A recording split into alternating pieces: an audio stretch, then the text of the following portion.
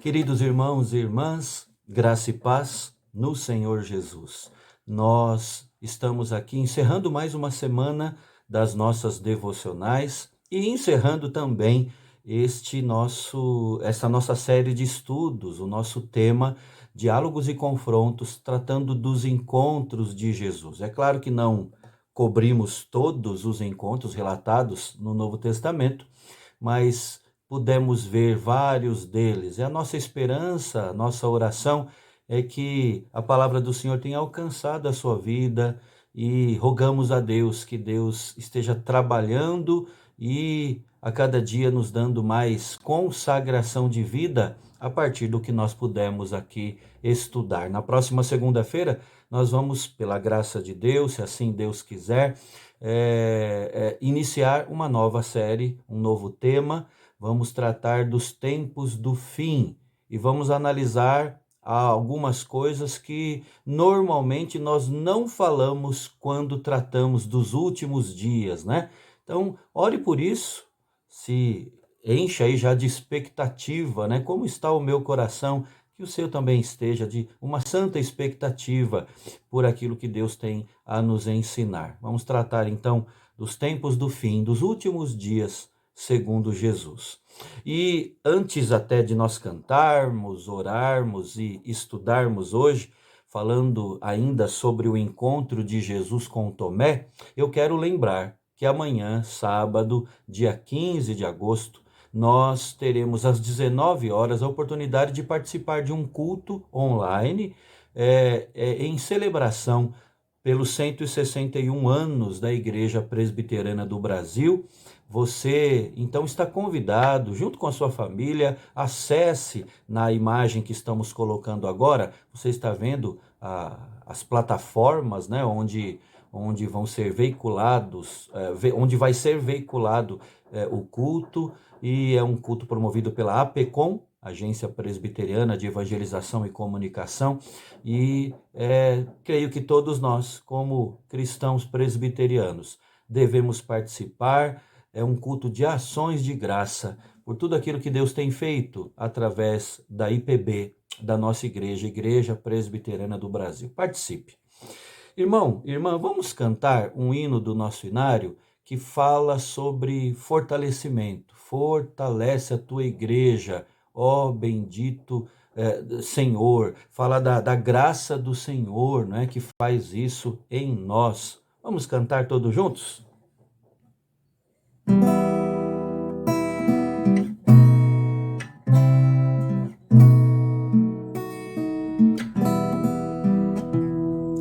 Fortalece a tua igreja, ó bendito Salvador, dá-lhe tua plena graça, ó, renova seu vigor, vivifica, vivifica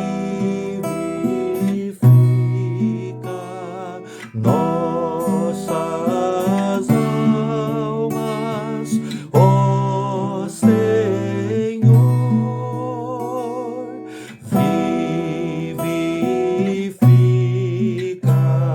vivifica, vivifica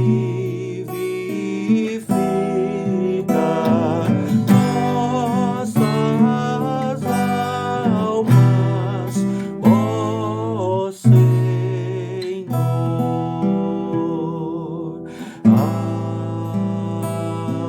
Amém. Amém. Que assim seja realmente.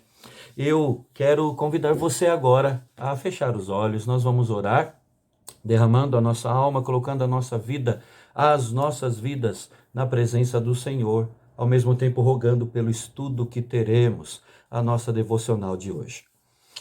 Ó Pai querido, Deus de amor, muito obrigado, ó Deus, porque temos a o reconhecimento, ó Deus, temos a convicção de que se o Senhor não nos renovar as forças, de que se o Senhor não nos alcançar com a tua graça, nós não ficamos de pé. Mas obrigado, ó Deus, pela tua graça sempre enviada, pela tua graça tão oportuna, ó Deus, e tão necessária.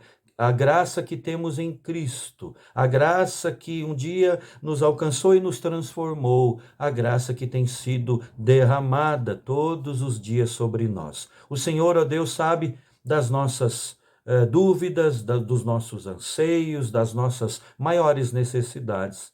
Que a tua graça, esta graça da qual estamos falando, esteja a preencher, ó Deus, os vazios da nossa alma, esteja a nos conduzir pelo bom e reto caminho, o caminho da tua palavra, o caminho da justiça, o caminho que agrada ao Senhor, o caminho da tua vontade. E agora, ó Deus, quando estaremos abrindo a tua palavra, dá-nos entendimento, dá-nos coragem também, dá-nos compromisso, ó Deus, dá-nos, ó Deus, a bênção de não apenas ouvirmos o teu recado, mas de praticarmos, de vivermos a tua palavra. Nós oramos assim, Pai, em nome de Jesus. Amém. Amém. Eu quero então pedir mais uma vez que você abra a sua Bíblia, mais uma vez, no mesmo texto que eu digo, do nosso último estudo, João, Evangelho de João, capítulo 20. Nós vamos ler do verso 24 ao verso 31. O texto que fala do encontro de Jesus com Tomé. Evangelho de João, capítulo 20, a partir do verso 24. O texto da Escritura nos diz: Ora, Tomé, um dos 12, chamado Dídimo, não estava com eles quando veio Jesus. Disseram-lhe então os outros discípulos: Vimos o Senhor. Mas ele respondeu: Se eu não vir nas suas mãos o sinal dos cravos, e ali não puser o dedo, e não puser a mão no seu lado, de modo algum acreditarei. Passados 8 dias, estavam outra vez ali reunidos os seus discípulos e Tomé com eles. Estando as portas trancadas, veio Jesus, pôs-se no meio e disse-lhes: Paz seja convosco. E logo disse a Tomé: Põe aqui o dedo e vê as minhas mãos. Chega também a mão e põe-na no meu lado.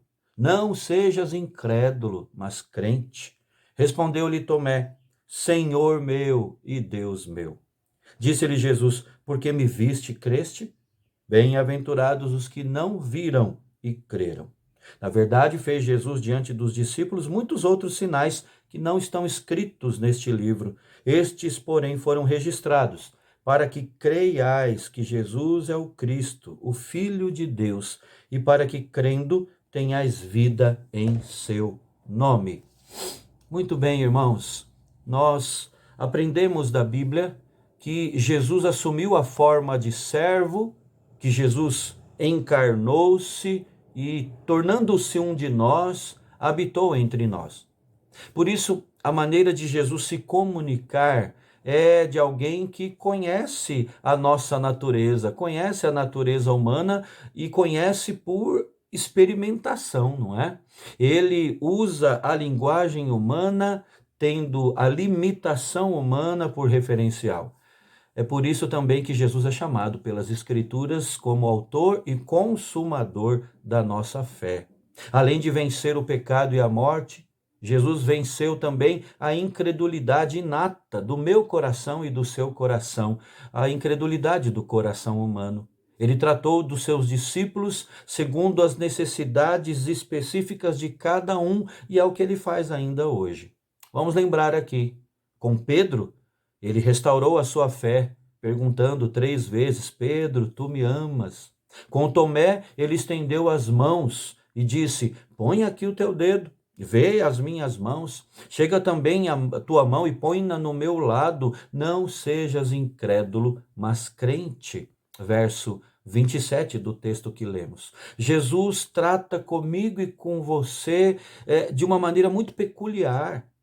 Nós somos conhecidos pelos nossos nomes diante de Deus. Ele conhece o nosso interior, ele conhece o nosso próprio coração. Muitas vezes nós temos dificuldade em aceitar o fato de que Deus perdoa os nossos pecados. Isso parece ser um contrassenso, mas é de fato experimentado por muita gente. Muitas vezes somos como aquele servo da parábola que é perdoado de uma grande dívida pelo rei, mas em vez de ser grato, em vez de prestar culto, né? Falando do nós nos enxergando ali naquele homem em relação a Deus, não, nós muitas vezes agimos como aquele homem que pegou o seu colega de trabalho pelo pescoço, que o lançou na prisão, porque o outro tinha uma dívida insignificante para com ele e não tinha como pagar. Essa dificuldade de crer no perdão se dá muitas vezes, irmãos, pelo fato de projetarmos o nosso próprio comportamento em Deus. E isso é um grande erro, é um grande equívoco, é pecado. Nós pensamos assim: se eu fosse Deus, não perdoaria alguém que fez algo tão errado. Se eu fosse Deus, não perdoaria alguém que cometeu o mesmo pecado tantas e tantas vezes. Mas podemos dar graças que Deus não é como nós. E é por isso que Jeremias, o profeta Jeremias, escreveu que as misericórdias do Senhor são a causa de não sermos consumidos, porque as suas misericórdias não têm fim, renovam-se a cada manhã. Nossa misericórdia e amor podem se esgotar, sim, mas a misericórdia de Deus, o amor em Deus, isso é impossível. Mesmo diante de tamanha incredulidade, a misericórdia de Jesus foi renovada quando ele foi ao encontro de Tomé. Tínhamos ali um incrédulo, tínhamos ali um cético. E o texto mostra Jesus aparecendo de novo aos discípulos e se dirigindo logo ao próprio Tomé, ao incrédulo Tomé, a fim de curá-lo ali do seu ceticismo, né? A exortação e a consolação operaram por meio das palavras do mestre ali. E aí Tomé foi restaurado, foi transformado. Nessa condição, humilhado, arrependido, Tomé confessa: Senhor meu e Deus meu. Verso 28. As palavras disciplinadoras de Jesus, irmãos, fizeram efeito ali. E ao crer finalmente na ressurreição, Tomé confessa a divindade de Cristo. Tomé confessa que ele seria incondicionalmente o seu servo. Repare aqui, as duas confissões andam de mãos dadas, né? As palavras de Tomé, a confissão de Tomé, Senhor meu e Deus meu, isso anda junto, de mãos dadas. Ninguém pode ter a Cristo como Senhor se não reconhecê-lo como sendo o próprio Deus. O pronome meu que ele usa, que ele usou, Senhor meu, Deus meu. Esse pronome aparece essas duas vezes aqui, nessas duas confissões, o que mostra que Tomé teve uma experiência pessoal com Cristo. Era o Senhor dele, por isso ele o chama de meu Senhor. Jesus não era mais o Senhor dos outros, não é? Mas era o seu próprio Senhor, o seu Deus. Esta é uma bênção do cristianismo, do relacionamento de Deus conosco, nosso com Deus, não é? O fato de podermos chamá-lo de nosso. Ele é meu Deus, ele é o seu Deus e também é o nosso. Essa deve ser a nossa busca também. Os samaritanos, você deve se lembrar, disseram à mulher que se encontrara com Jesus diante do poço: já agora não é pelo que disseste que nós cremos, mas porque nós mesmos temos ouvido e sabemos que este é verdadeiramente o Salvador do mundo. Da mesma maneira, nós somos desafiados a crer em Jesus hoje, como meu Senhor, como meu Deus. No entanto, infelizmente, é muito comum hoje em dia, você sabe disso, o uso de muletas para tentar escorar a fé de muita gente que se considera cristã, né? Mas usa muletas espirituais, muletas na fé. Assim como Tomé quis ver para crer, muitos querem basear a sua fé em provas sensoriais, vamos dizer. Tem de tudo aí no mercado da fé, né? Que expressão terrível, mas é o que a gente vê, é um verdadeiro mercado da fé, né? sal grosso, rosa de Saron, réplicas da Arca da Aliança, copo com água em cima da TV ou na frente do rádio, e a lista é muito longa, muletas espirituais. E por mais que esta muleta funcione, na verdade nós sabemos que não funciona, mas por mais que tenha a aparência de algo mais concreto, né, ainda não esconde o fato de que se trata de uma fé aleijada. Porque quem precisa de recursos extras para ficar de pé é porque sofre de uma deficiência, irmãos. E mais ainda, Jesus condenou veementemente esse tipo de fé. Está aí explícito no verso 29. Então, disse-lhe Jesus: porque me viste, creste? Bem-aventurados os que não viram e creram. Jesus disse isso a Tomé, né? Ele estava falando com Tomé: olha, porque você me viu agora, você está crendo? Jesus está aqui condenando aquele tipo de fé que precisava de escoras, de muletas espirituais. Ele está falando: porque você me viu, creu. Bem-aventurados são os que não viram, mas creram, eles são bem-aventurados. A fé verdadeira, irmãos, não é construída sobre sentidos humanos, né? A fé verdadeira é baseada, é edificada sobre a palavra de Deus. Quando estava para ser assunto aos céus, elevado aos céus, até um pouco antes da sua prisão, Jesus rogou ao Pai por aqueles que viessem a crer nele por intermédio da sua palavra. Crer por intermédio da palavra. O efeito que alguns esperam por meio de coisas deve ser buscado na palavra de Deus e nela somente. Aqui está a beleza, a sobrenaturalidade da fé, nós podemos falar assim. Crer sem precisar ver. Como escreveu o apóstolo Pedro no capítulo 1 da sua primeira carta: no qual não vendo agora, mas crendo, exultais com alegria indizível e cheia de glória, obtendo o fim da vossa fé, a salvação da vossa alma. Vejam, reparem no que ele diz. Não vendo agora, mas crendo, vocês exultam com alegria indizível e cheia de glória. Agora, eu chamo a atenção de vocês para um fato aqui que é subentendido do texto que nós lemos. Curiosamente, não há nada na narrativa bíblica provando que de fato Tomé tocou Jesus, né? Qual foi a cena? Jesus tinha aparecido uma semana antes, Tomé não estava, os discípulos falaram para ele: nós vimos o Senhor, e ele falou: se eu não colocar o dedo lá, se eu não ver ele, né, eu de modo algum vou acreditar nisso. E aí passa-se uma semana, os discípulos reunidos, Jesus se mostra ali para eles, com as portas trancadas ali, Jesus se posta ali, Tomé estava junto, e logo Jesus dirige a palavra: põe aqui o dedo, pode colocar a tua mão, olha aqui as minhas mãos, não sejas incrédulo, creia. E aí não há, repito, nessa narrativa alguma indicação de que Tomé tenha colocado ali o dedo, né? O que nós vemos aqui é a expressão, é a confissão de Tomé. Diante das palavras do mestre: não sejas incrédulo, mas crente. Ele simplesmente o confessou como Senhor e Deus. Ele não colocou o dedo. Ele simplesmente abriu seu coração e disse: Senhor meu e Deus meu.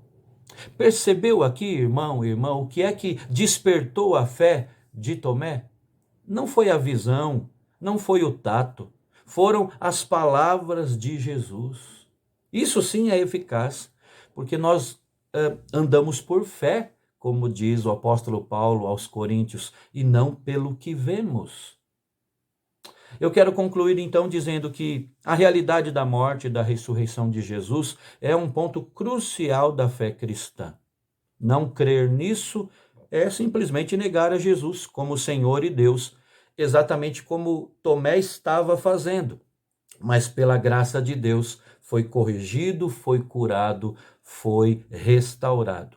O pior de tudo é que em muitos momentos da nossa vida nós somos tentados a fazer isso de uma maneira ou de outra, né? Ao demorar a crer, Como vimos no último estudo, ao relutar em crer, Jesus se entristece com isso, não tenha dúvida, com essa nossa atitude. Mas mesmo assim, há espaço, há lugar de perdão e arrependimento e restauração em Cristo.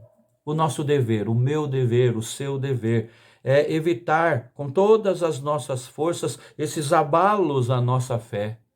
É jogar para longe as escoras, as muletas da fé, as muletas espirituais, aproveitando ao máximo a palavra de Deus. Ela e só ela é o alimento mais que suficiente para construir a cada dia uma fé mais vigorosa. A fé vem pelo ouvir, o ouvir da palavra. Portanto, a fé vem da palavra, não vem de rituais bizarros inventados pelos homens, como nós vemos, infelizmente, por aí. Pense nisso, irmão. Pense nisso, minha irmã. E se agarre com cada vez fé, com cada vez mais fé, com uma fé cada vez mais robusta ao Senhor Jesus e à palavra do Senhor. Com isso, como dissemos no início, hoje nós estamos encerrando esse ciclo, essa etapa de estudos nos encontros de Jesus. Como dissemos, nós não cobrimos todos os encontros de Jesus. Citamos em alguns encontros, citamos outros, né? Isso deveria, com certeza, consumir muito mais tempo, mas eu creio que já foi de bom tamanho. E, como também já disse, que você tenha sido trabalhado pelo Espírito de Deus, essa é a nossa oração, e que Deus já nos prepare com muita expectativa para estudarmos outros assuntos que virão pela frente. Deus tem colocado isso na nossa mão como uma oportunidade, mesmo no meio desta crise, dessa situação atípica, Deus tem nos dado esse privilégio. Vamos agora então orar com a nossa família, vamos interceder uns pelos outros, clamar por nós, clamarmos a Deus para que Ele tome nas mãos toda essa situação que envolve o nosso mundo e que a vontade dele se estabeleça. Nós coloquemo-nos agora diante do Senhor, derramemos o nosso coração na sua presença. Um forte abraço, Deus abençoe a sua vida, abençoe a sua família. Até o nosso próximo estudo, se Deus quiser.